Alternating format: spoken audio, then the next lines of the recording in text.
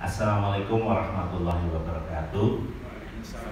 Selamat pagi, salam sejahtera bagi kita semua. Selamat pagi anak-anak. Nah, bagaimana keadaan kalian pagi ini? Sehat-sehat semuanya? Insya Allah sehat.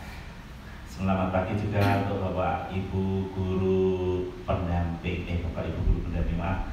Untuk Bapak Ibu wali murid, Bapak Ibu orang tua dan wali murid yang sekarang sedang mendampingi putra putrinya di rumah. Semoga hari ini menjadi hari yang baik bagi kita, diberikan limpahan rahmat dari Allah Subhanahu wa taala. Pada kegiatan pagi hari ini seperti biasa, sebelum acara dimulai ya, kita akan awali dulu dengan menyanyikan lagu Indonesia Raya kepada semua hadirin ya, yang baik yang ada di studio maupun ada di rumah, dimohon berdiri.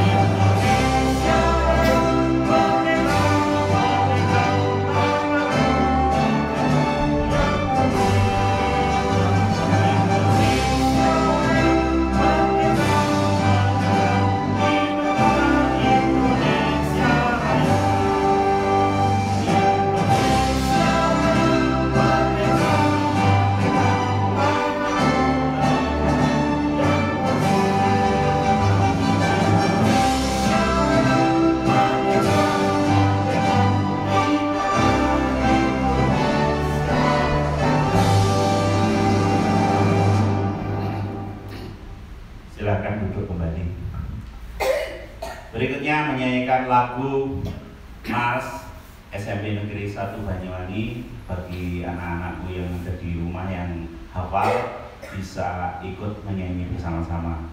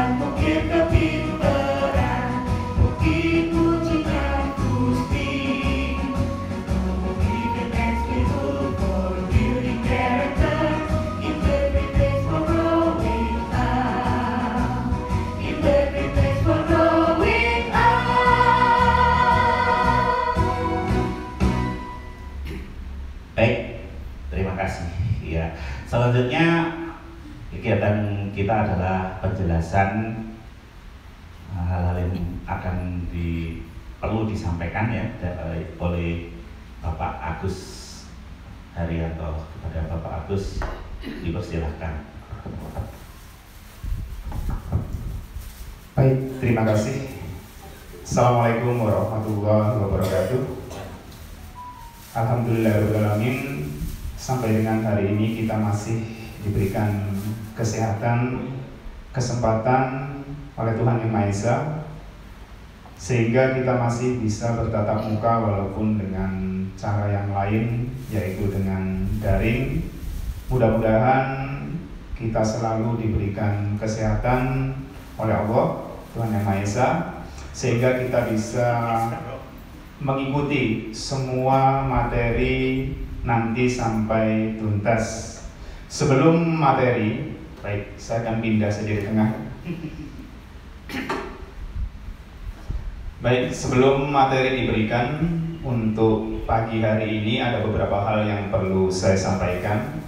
Yang pertama, untuk siswa yang sampai dengan hari ini belum mengisi biodata pada saat daftar ulang, mohon untuk segera mengisi dengan didampingi oleh orang tua. Dan apabila ada hal-hal yang masih belum lengkap, contohnya nomor ijazah dan seterusnya, dikosongi saja atau diberi tanda strip. Jangan dikosongi tapi diberi tanda strip.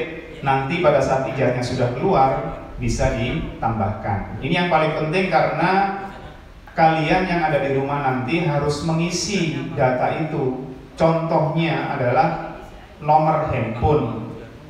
Karena kalau kalian masih belum mengisi nomor handphone, nanti kalian tidak akan terhubung dengan grup yang nantinya akan dibuat.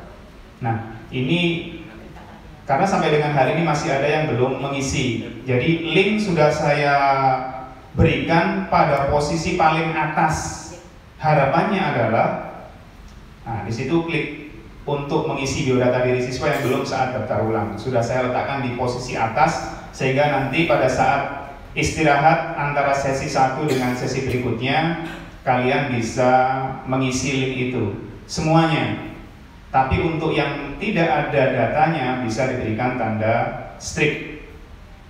Yang kedua, nanti juga oleh kurikulum akan diberikan link untuk daring yang kemarin masih berupa tampilan di layar, nanti akan dikirimkan via WA.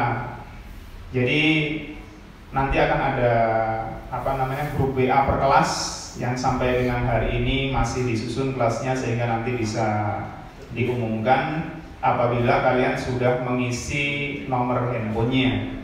Karena tidak akan mungkin kalian harus datang ke sekolah karena sekarang ini masih dalam kondisi pandemi. Nah, jadi itu hal-hal yang penting. Yang kedua, hari ini adalah hari terakhir nanti untuk pelaksanaan MPLS daring, sehingga diharapkan hari ini juga kalian bisa menuntaskan apa yang menjadi tugas. Contohnya adalah mengambil gambar saat kalian mengikuti pelaksanaan yang ada di rumah dan mengupload gambar itu pada link yang sudah disiapkan. Semua materi dan link yang dibutuhkan sudah saya tampilkan semua di situ, sehingga tidak akan kesulitan lagi bagi siswa yang ada di rumah atau orang tua yang ada di rumah untuk mengikuti acara yang ada di SMPN 1 Banyuwangi. Nah, untuk hari ini materi penting, ya, sangat penting saya kira karena ada hubungannya dengan pendidikan kebanggaan terhadap keanekaragaman dan kebinekaan. Jadi nanti ini akan disampaikan oleh Bunda Eni Purnamaningrum MPD. Berikutnya yang tak kalah pentingnya adalah pendidikan kesehatan masyarakat. Tentunya yang lagi saat ini kita alami yaitu COVID-19 nanti akan dijelaskan oleh narasumber, sehingga mohon kalian yang ada di rumah mengikuti dengan baik protokol-protokol yang nantinya harus kalian lakukan sebelum kalian nanti masuk di SMPN 1 Banyuwangi. Ada beberapa pertanyaan dari wali murid, perlu saya jelaskan kapan masuknya. Jadi untuk masuknya menunggu berita dan menunggu informasi dari gugus tugas dari pemerintah yang nantinya akan diumumkan lewat media yang sudah kita pakai selama ini. Jadi insya Allah kita komit kalau memang katakanlah nanti sudah ada izin dari gugus tugas dan pemerintah Kabupaten Banyuwangi, maka SMPN 1 Banyuwangi akan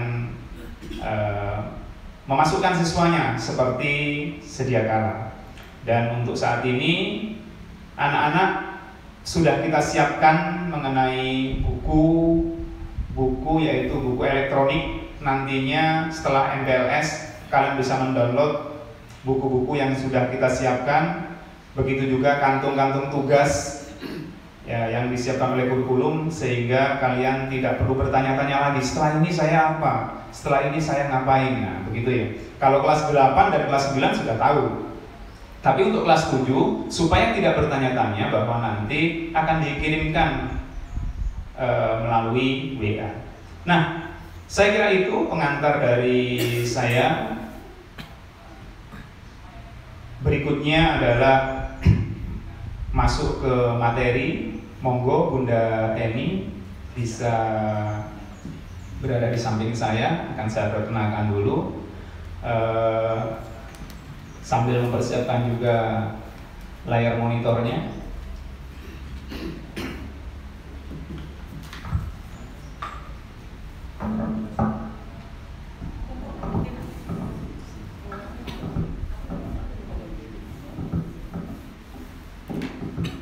Baik anak-anak, tampil di layar seorang ibu yang anggun, Ibunda Eni Purnamaningrum MPD. Beliau mengajar pelajaran PPKN ya. Bunda mohon dipakai mic-nya. Ya, baik. Bunda mengajar materi PPKN kelas berapa Bunda? Kelas 8. Kelas 8. Jadi nanti anak-anak kalau sudah kelas 8 pasti ketemu dengan Bunda Eni ya. Baik, gimana Bunda? Kayaknya enggak deh, sudah utur. Oh iya, perlu diinformasikan bahwa Bunda Eni ini sudah mendekati masa-masa pensiun. Tapi saya lihat walaupun sudah mendekati masa-masa pensiun, semangatnya masih bisa dilihat. Nanti pada saat menerangkan mungkin kalian bisa merasakan. Baik, tanpa panjang lebar waktu, monggo Ibunda bisa mempersiapkan diri dan saya langsung berada di belakang karena ada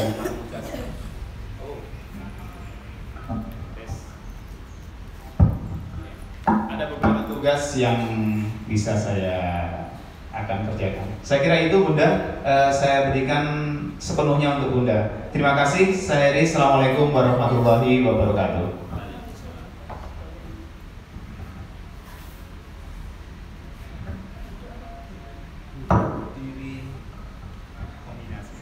Terima kasih Pak Agus. Halo anak-anak, apa kabar? Selamat pagi. Assalamualaikum warahmatullahi wabarakatuh. Jangan kaget ya melihat saya. Kok itu di belakang saya ada foto. Itu foto lengkap bahwa saya pamer kalau saya punya hidung. Ya, ini mohon maaf saya tidak buka masker. Saya tetap harus patuhi protokol kesehatan. Kalau kepengen melihat wajah saya lengkap, ini sudah ada di situ. Dicarikan foto yang paling manis. Nah, biar muridnya terpesona. Jangan menganggap, aduh guruku kok sudah renta, jangan. Pakai istilah yang agak indah sedikit, senior. Wih, gaya. Selamat pagi anak-anak, Bapak Ibu dari anak-anak didik yang mungkin mendampingi. Selamat pagi. Barangkali di antara orang tua kalian mungkin yang dulu alumni SMP 3 Banyuwangi atau sekarang menjadi nama SMP 1 Glagah, tidak menutup kemungkinan ada yang dulu murid saya. Soalnya kemarin ada yang orang tuanya murid saya, berarti kalian ini adalah cucu-cucu saya. Anak-anakku yang saya sayangi, sekarang kalian memang dihadapkan pada sesuatu yang mestinya kamu sudah ingin banget datang ke sekolah, ingin tahu kayak apa sih halaman, keadaan lingkungan SMP 1 Banyuwangi. Kok sampai punya 3 lantai, ada apa di lantai 3, ada apa di lantai 1, ada apa di lantai 2. Nah, nanti kamu akan tahu kalau sudah kamu diizinkan untuk mengikuti pelajaran secara tatap muka. Kamu kalau melihat saya tidak usah khawatir, aduh kok gurunya SMP 1 udah senior kayak gitu ya. Anggap saya ini wajah saya kayak Via Valen gitu loh, biar kamu tetap semangat melihatnya ya.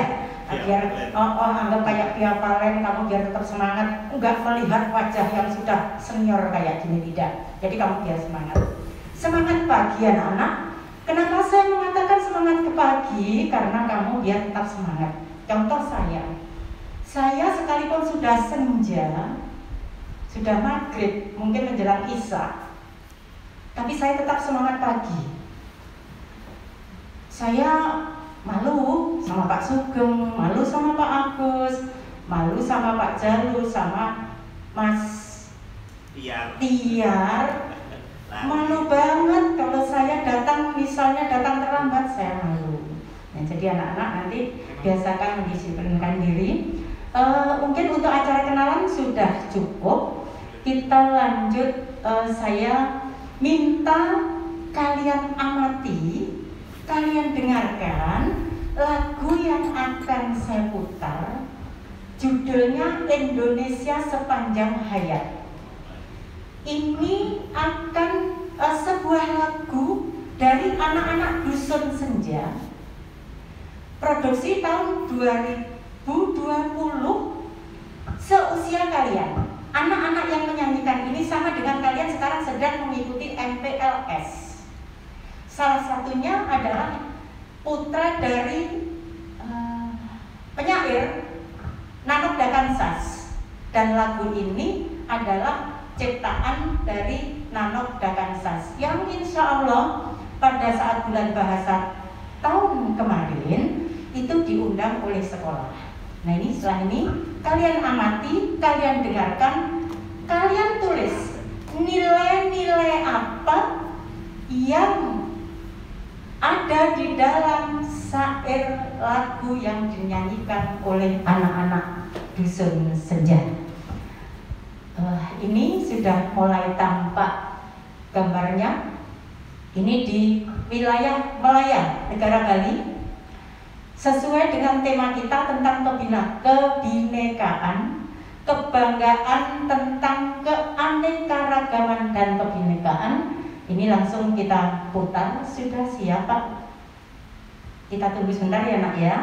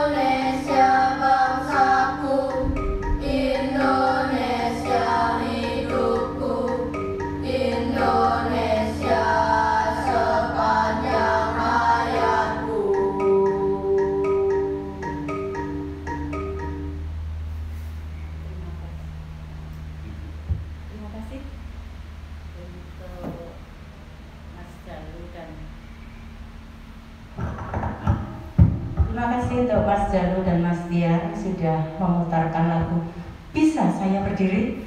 Kayak gak marem ya, tunggu itu. Untuk mungkin saya minta tolong untuk peta Indonesia. Anak-anak sudah bisa diinventarisir tadi lagunya, apa saja nilai-nilai yang kamu dapatkan di sana.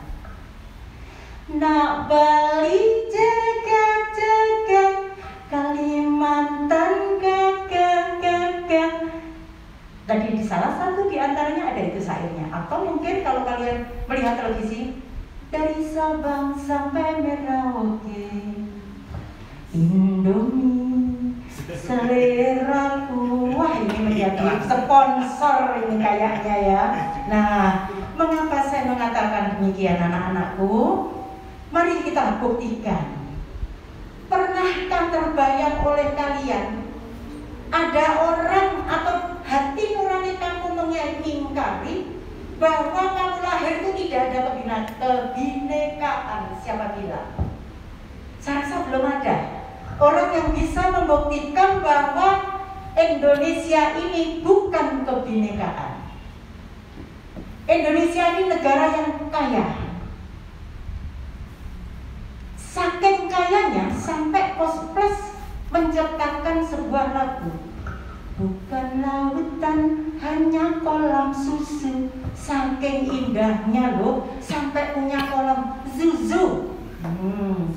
Kail dan jala cukup menghidupimu. Tiada badai, tiada topan ku temui. Ikan dan udang menghampiri dirimu. Orang bilang tanah kita tanah surga. Saking indahnya, gak percaya bisa tanya kepada bapak ibu kalau ada yang mendampingi kamu. Kayu sak kilan itu lho rek, dicepno wae sak kentol-kentol. Nih kayunya, misalnya segini nih, cuma segini nih. Begitu saking suburnya Indonesia, dicepno itu lho. Hanya 3 bulan buahnya itu melebihi pohonnya. Mungkin selengan-lengan saya, mungkin sak kentol, tahu kentol, betis. Nah, apa itu? Pohon, sawi. Loh, itu saking suburnya Indonesia. Wes ibaratnya kita tuh hidup di pinggir pantai, kita bisa makan.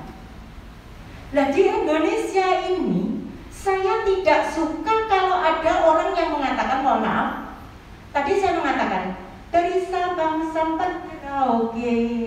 Nah, dari pulau roti di Etor, Sumatera ini roti. Agak di atas ini ada pulau roti di sini, tempatnya Sabang. Sampai ke sini, ke Merauke di sini, di Pulau W. Nah, wilayah Indonesia ini, nah ya, saya tunjuk. Dan koyok guru temenan ini. Nah, ini wilayah Indonesia. Indonesia yang tadi dinyanyikan oleh anak-anak dusun senja. Saya yakin kamu bisa. Mereka anak dusun senja bisa, apalagi kamu anak kota. Saya yakin mereka bisa, kamu bisa. Mereka kompetensi yang mereka miliki diolah oleh orang tuanya. Nah, saya tidak mengatakan bahwa kepulauan di Indonesia ini dipisahkan oleh lautan dan samudera. Tidak, saya tidak mengatakan begitu. Tetapi disatukan oleh lautan dan Indonesia.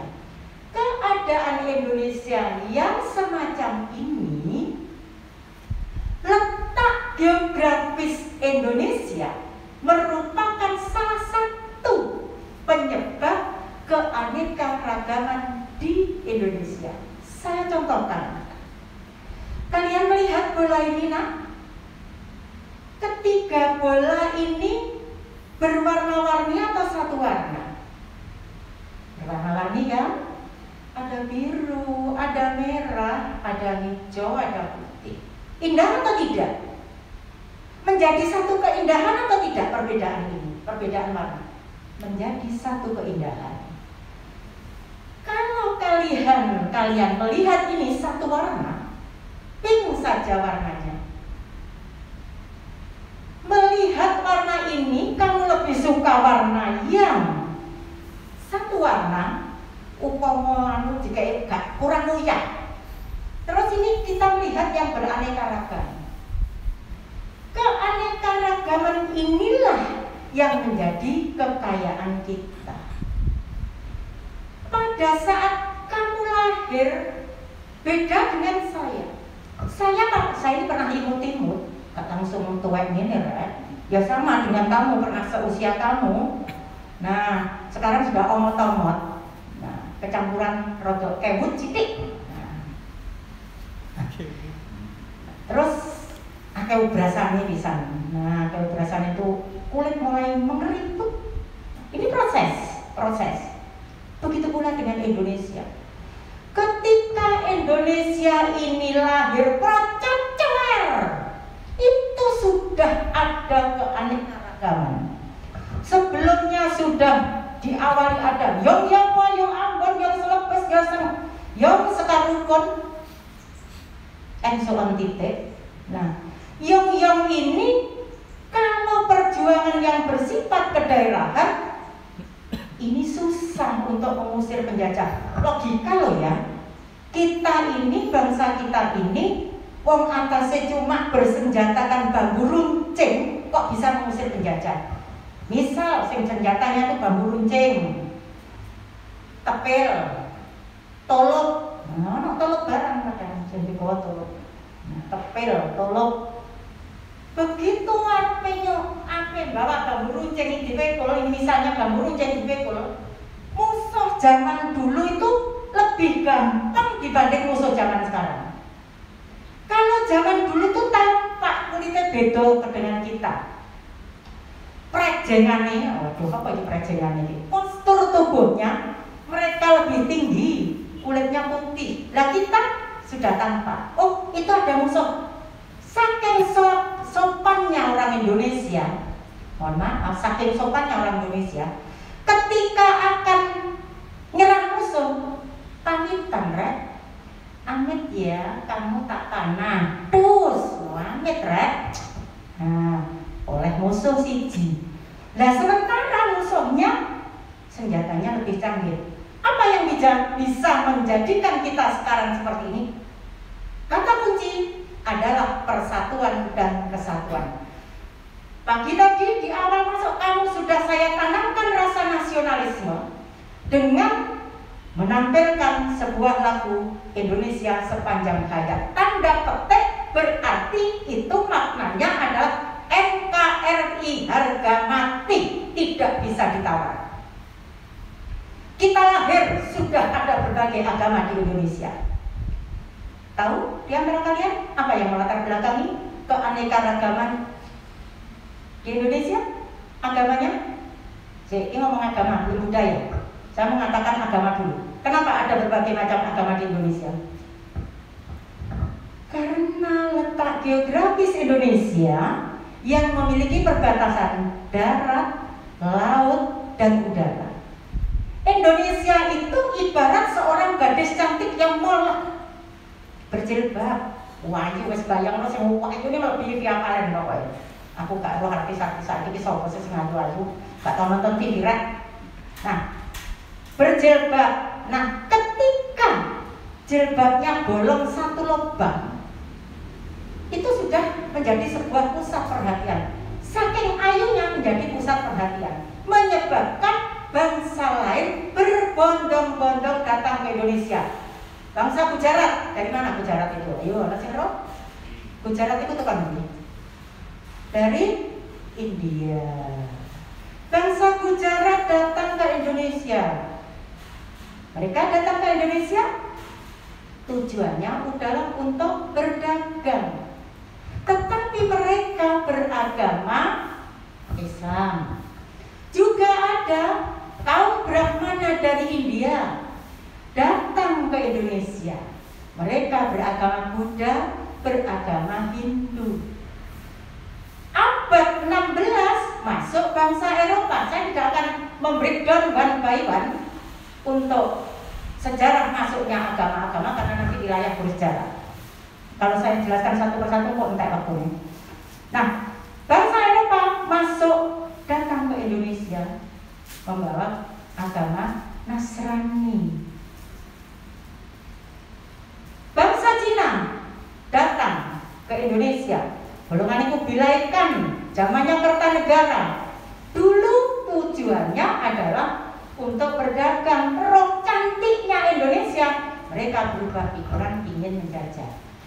Dari datangnya mereka, karena kedatangan mereka sangat bergantung pada arus arah angin, di Indonesia ini perubahan arus arah anginnya 6 bulan sekali. Kalau sedang bertiup angin musim barat, mereka nggak akan mungkin melawan arus, menetap di Indonesia selama 6 bulan. Dilalah pas menetap 6 bulan, sering komunikasi, terjadi akulturasi. Bahkan ada yang kecantol dengan gadis Indonesia. Maka tanpa disadari, perlahan-lahan masuk agama Buddha di Indonesia, masuk agama Hindu di Indonesia. Kenapa begitu mudah agama Buddha dan agama Hindu di Indonesia diterima oleh masyarakat Indonesia? Karena pada saat itu nenek moyang kita memiliki kepercayaan animisme dan dinamisme. Ada yang tahu apa itu kepercayaan animisme? Ya, ada yang tahu? Nah, sebuah kepercayaan yang mempercayai bahwa roh leluhur itu menempati satu tempat. Ada yang di pohon gede, ada yang di bebatuan yang gede, pokok barang segede-gede. Nah, itu roh leluhur kita berada di sana.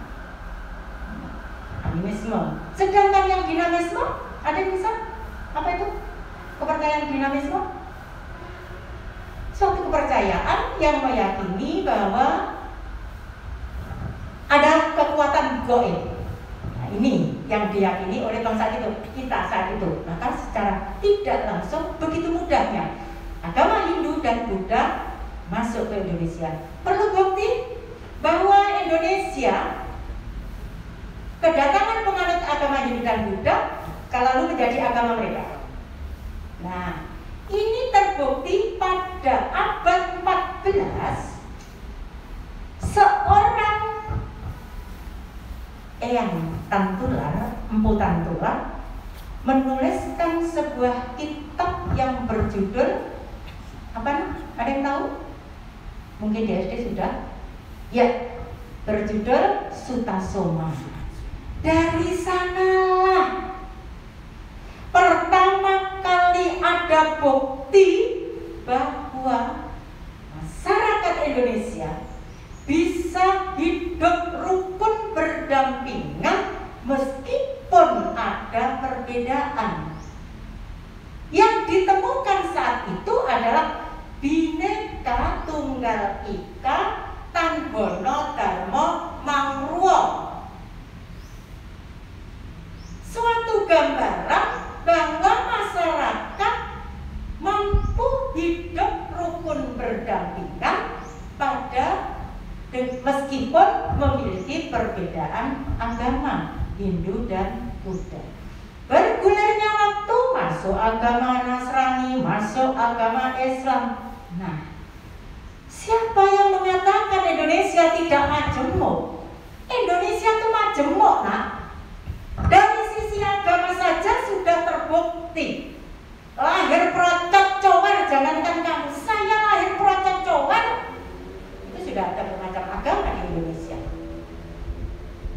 Rasa nasionalisme harus betul-betul kita tanamkan di dada kita sejak dini. Kamu melihat tadi dalam lagu yang divideokan, sejak dini mereka sudah menanamkan keberagaman, meyakini bahwa keberagaman ini adalah suatu keindahan yang harus tetap kita jaga. Jangan pernah kamu tergoda oleh hal-hal yang sifatnya berita-berita yang belum tentu kebenarannya, biar dikatakan paling hebat, cepat-cepat share. Tidak. Ada undang-undang IT yang bisa menjeratkan. Dengan berbagai cara, kita dulu itu hidup rukun berdampingan. Ketika saya yang masih seusia kamu? Permainan seperti yang tadi itu, apakah kamu pernah melakukan? Seneng dulu, ono main loncatan, jek-jekan, delik-delikan, slodor, terus petak umpet, engklek, beserta sekapnya. Saya merindukan loh situasi kayak gitu. Cucuku lo nggak kenal kayak gitu. Sing dipandeng itu laptop, sing dipandeng itu HP. Nah ini Bapak Ibu pendamping wali murid, mohon maaf, ini juga perlu saya sampaikan. Kok saya menyinggung HP jadi ingat. Mohon anak-anak kadang, terima kasih Bapak Ibu sudah mendampingi anak-anak di dalam belajar daring. Anak-anak mohon ketika belajar daring manfaatkan betul untuk belajar daring, tidak untuk nge-game. Nah, ini yang membuat ibu bapakmu, yang membuat ayah bundamu merasa kok cepet banget pakai Tanintek. Sejatinya yang sudah dibuat oleh sekolah, Google Classroom, itu tidak terlalu makan paket, begitu ya Pak Sugeng ya? Tidak terlalu makan paket. Saya sudah membuktikan, guru-guru di sini sudah membuktikan, sudah teruji mulai bulan Maret.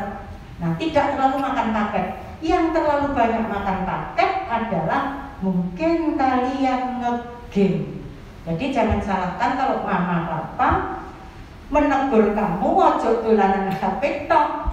Karena mungkin orang tuamu juga tahu bahwa kamu bermain HP tidak untuk belajar, tetapi untuk nge-game, ya nak?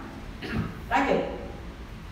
Tadi saya katakan bahwa salah satu bukti bahwa ditemukan dalam kitab Sutasoma, Bhinneka Tunggal Ika Tanhono Dharma Mangruo, bergulirnya waktu begitu Indonesia merdeka. Kalau ditulis Bhinneka Tunggal Ika Tanhono Dharma Mangruo Kedawan, dan tidak cocok karena hanya menggambarkan perbedaan agama saja. Tetapi kalau Bhinneka Tunggal Ika tok, maksudnya titik loh ya, kata Tanhono Dharma katok ya, Bhinneka Tunggal Ika dan titik, ini menggambarkan keanekaragaman. Salah satunya budaya. Ora usah bodoh. Ayo, kamu coba ingat sekarang, di tetangga kiri kanan kamu, yuk giling-giling. Tetangga kiri kanan kamu ada perbedaan kah? Orang Banyuwangi semua? Nah, coba diingat-ingat.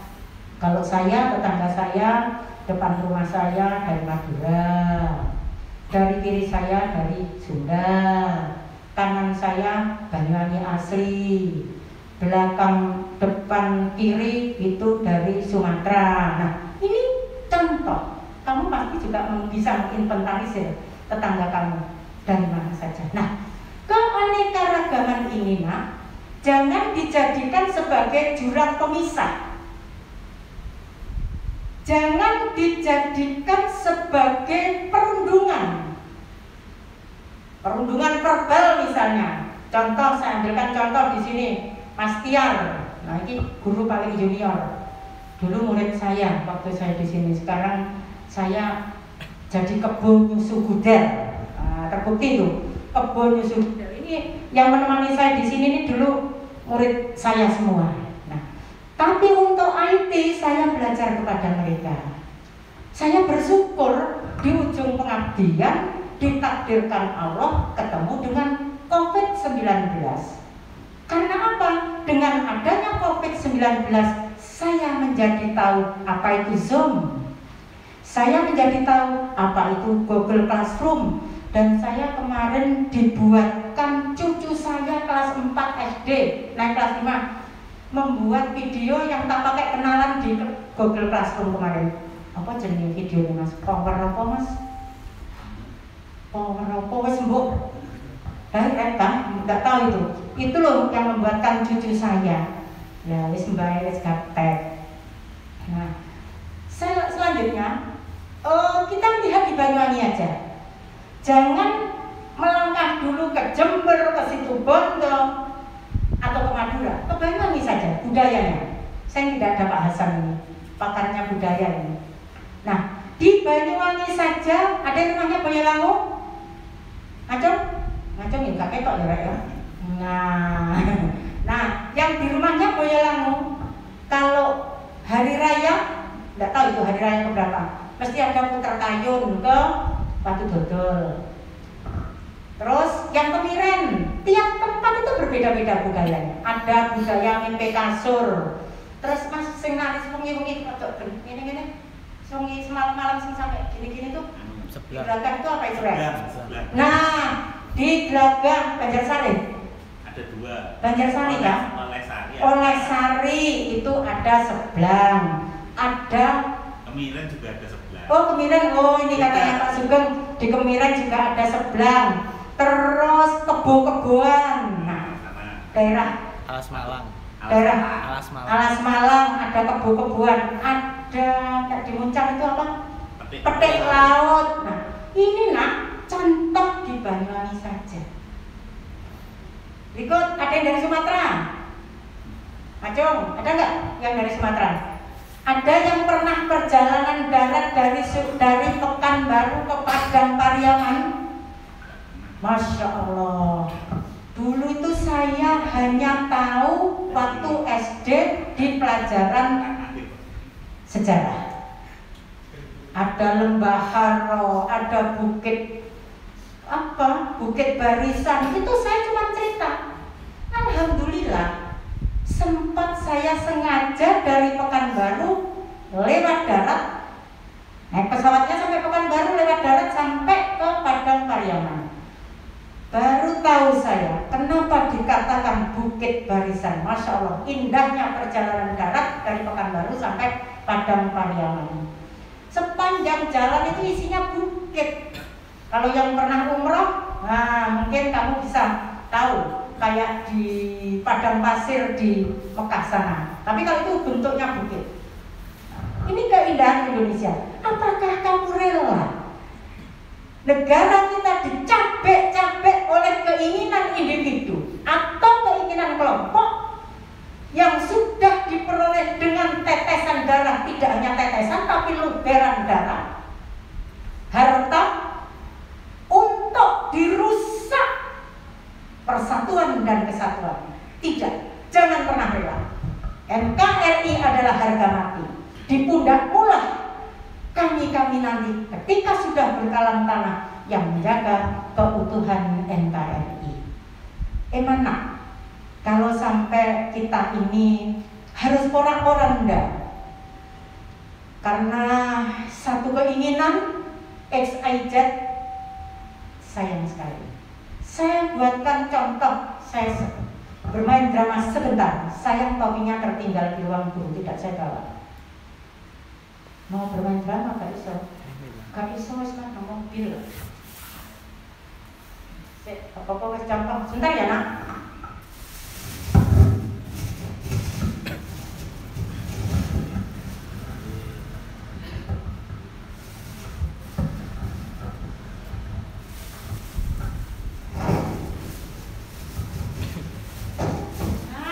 Ini contoh, anggap saya pakai topi ya. Nah, saya pakai topi yang modern. Topinya tertinggal di ruang guru, mau turun nanti tertinggal kamu. Saya berperan sebagai kamu, seusia kamu. Tapi saya berperan menjadi tiga orang, ya. Pak, saya pamit ya Pak. Saya mau belajar kelompok. Ke rumahnya siapa? Tanya si ibu. Ke rumahnya X. How? Dia yang dari suku XYZ itu. Tidak. Kamu tidak akan pernah saya izinkan belajar kelompok dengan dia. Pak, boleh ya Pak? Bapaknya cuma diem, takut sama maknya kali ya. Pak, boleh ya Pak? Nah, tolong kamu tidak berteman dengan si XYZ karena dia berasal dari suku AIOEO. Nah, satu drama satu cuplik saja. Menurut kamu benar nggak ini? Yang dilakukan oleh orang tua melarang putranya belajar kelompok karena ini anaknya agamanya XIZ dan sukunya suku XIZ. Orang yang fanatiknya sempit, nah, ini yang sangat membahayakan keutuhan NKRI. Jangan sampai kamu berpikiran fanatik sempit. Kamu mungkin dari tadi melihat, kenapa saya kok berjilbab merah, maskernya merah, baju saya putih? Tujuan saya adalah menggambarkan bahwa betapa cintanya saya kepada Indonesia. Di ujung-ujung jilbab saya ini, mungkin kamu melihat, kok ada warna-warni. Warna-warni ini adalah menggambarkan tentang kebinekaan. Bahwa kebinekaan yang kita miliki ini adalah kita memiliki perbedaan adat istiadat, perbedaan suku bangsa, perbedaan bahasa, perbedaan agama, perbedaan kebiasaan dan sebagainya. Contoh di Banyuwangi saja, sama-sama bahasa Osingnya berbeda. Pada saat saya datang ke Tambong, nah ini ada orang yang ngomong, Bu, saya andai kata di bahasa Indonesia kan, mohon izin saya mau mencuci lumur. Kamu tahu lumur itu apa? Ada yang tahu? Mas Agus tahu lumur? Nah, lumur saya baru tahu. Ternyata lumur itu gelas, mencuci gelas. Pada saat tahun 2004, saya pernah home visit. Nah ini karena kita sempitnya pemahaman bahasa daerah di daerah sendiri. Yang saya cobakan contoh. Saat saya home visit di Lecin, naik sekali kalau nggak salah di Skobang. Ada yang dari Skobang? Nah, waktu itu saya ketemu dengan bapaknya, ibunya masih di sungai. Saya bersama satu guru ikut home visit karena anaknya nggak pernah sekolah. Begitu ibunya datang, saya ditanya, "Kolet Bu?" Saya jawab, "Matur nuwun." Nah, terus saya apa? Jenenge ngikut guru teman saya. Mau nawani kolek ya, tapi kok gak metu-metu koleknya. Paling ibu awu-awu ya. Teman saya hanya senyum-senyum. Sampai pulang yang namanya jenenge kolak. Karena pikiran saya kolak. Tahu kolak? Iku lho. Isine gedang, cabrang, kolang kaling disanten itu namanya kolak. Kamu mengatakan juga kolak kan, sama toh? Nah, begitu sampai di sekolah saya cerita. Saya tadi ditawari maling murid kolak tapi kok gak keluar-keluar ya. Itu teman-teman di ruang TU itu ketawa semua. Iya, tertawa semua. Loh kenapa ketawa Bu? Itu artinya bukan kolak, bukan kolak apa? Ternyata kolak Bu, itu saking pasien soalnya. Kolak Bu maksudnya sudah lama Bu. Jawaban saya, matur nuwun, tidak usah repot-repot. Jadi Jawa Sembung naik ojek karena pikiran saya adalah ditawari kolak, ternyata artinya sudah lama Bu. Nah, ini contoh di Banyuwangi. Bahasanya saja sudah macam-macam istilahnya, banyak yang tidak kita paham. Apalagi di daerah lain. Ini menjadi kekayaan Indonesia. Apalagi sekarang dengan adanya Banyuwangi yang semakin moncer, destinasi wisatanya yang luar biasa, membuat perubahan di Banyuwangi mendunia. Sekarang banyak para wisatawan yang berbondong-bondong datang ke Indonesia. Juga tidak lupa mereka datang ke Banyuwangi karena sudah mendunia. Nah, ini yang perlu kita jaga, rasa persatuan dan kesatuan. Kita kalau ada yang mengajak kita kasak-kusuk untuk merusak keutuhan NKRI, entah dipandang dari sudut agamanya, adat istiadatnya, kepercayaan sikapnya, kebiasaannya, bahasanya, apalagi sampai ada perundungan verbal, jangan pernah karena kita harus memikirkan para pendahulu kita, bagaimana mereka memperjuangkan keutuhan NKRI, bagaimana sumpah palapanya seorang Gajah Mada ingin menyatukan Nusantara. Saking terkenalnya Gajah Mada sampai mengalahkan terkenalnya rajanya saat itu.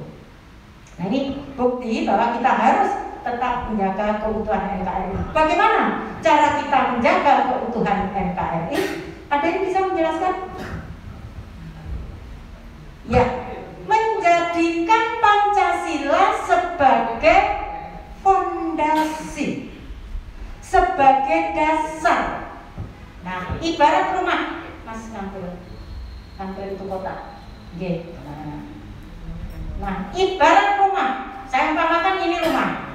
Ini bangunan rumah menjadi kokoh jika ada dasarnya. Menjadi kokoh jika ada pondasinya. Apa? Ini saya anggap ini pondasi ya. Ini anggap pondasi. Ini pondasi. Pondasi itu terdiri tanahnya dicangkuli sampai berlubang, diberi batu, diberi semen, dibuat sekokoh mungkin di pondasi. Nah, rumah itu akan menjadi kokoh ketika pondasinya kuat. Nah, ini saya ibaratkan ketika pondasinya kuat, rumah menjadi kokoh. Tetapi jika pondasinya tidak kuat, ini akan gampang goyang. Rumah ini akan gampang goyang.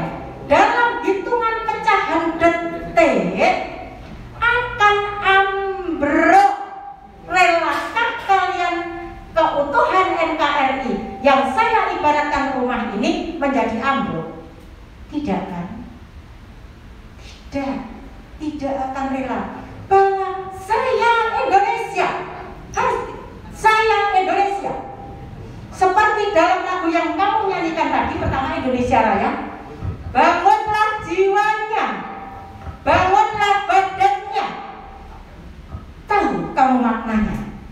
Apa yang dimaksud dengan harus kita bangun jiwanya, harus kita bangun badannya?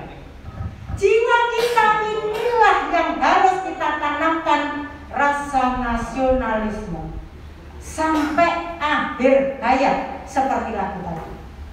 Badannya tentu kita bicara makro tentang keutuhan NKRI, harus kita jaga. Sebagai pelajar, habis mas waktunya? Soalnya wis jam tidak terasa kayaknya. Nah, pas mas. Jadi untuk menjaga keutuhan NKRI, karena kamu masih kelas 7 ya, belajar dengan tekun, beribadah, berbakti kepada orang tua. Nah, penanaman rasa-rasa nasionalisme ini bisa kamu lakukan dengan menjadi seorang pelajar yang literat, membaca, Iqra. Nah, Nabi Muhammad aja mengajarkan kita Iqra, baca. Kalau kamu ingin menggenggam dunia, kuncinya hanya satu, Iqra. Tanpa Iqra, saya kok sanksi ya. Nah, saya sanksi. Tanpa Iqra, kita bisa kurang 1 menit. Menguasai dan menjaga keutuhan NKRI. Anak-anak, itu saja yang saya sampaikan. Saya resume dulu bahwa kebinekaan ini sudah kita miliki sejak Indonesia sebelum lahir, sebelum merdeka sudah kita miliki. Terbukti dengan adanya kitab Sutasoma yang menggambarkan tentang keanekaragaman. Indonesia merdeka tidak diperoleh dengan gratis, tetapi dengan perjuangan. Oleh karena itu, keutuhannya harus kita jaga. Jadikan Kebinekaan Tunggal Ika kita ini sebagai kekayaan dan kita tanamkan rasa nasionalisme. Terima kasih anak-anak, terima kasih Bapak Ibu yang sudah mendampingi putranya. Mohon maaf jika ada sikap tutur kata saya yang tidak berkenan. Saya akhiri. Assalamualaikum warahmatullahi wabarakatuh. Dengan Instagram dibatasi. Oh, saya takutnya